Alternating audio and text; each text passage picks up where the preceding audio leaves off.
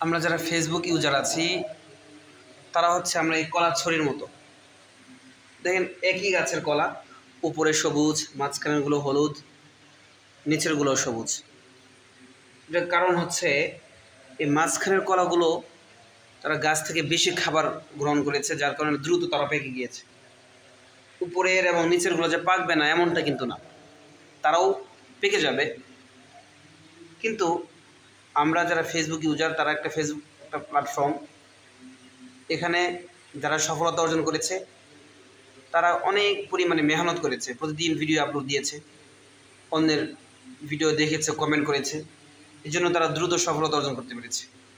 আমরাও পারবো, উপরে করার মতো আমরাও একদিন সফলতা অর্জন করতে পারবো, কিন্তু আমাদের প্রতিদিন নিয়মিত ভিডিও আপলোড করতে হবে, অন্যের ভিডিও দেখতে হবে, কমেন্ট করতে হবে, লাইক করতে হবে, শেয়ার করতে হবে। তাহলে অবশ্যই আমরাও সফলতার অর্জন ইনশাআল্লাহ করতে পারবো।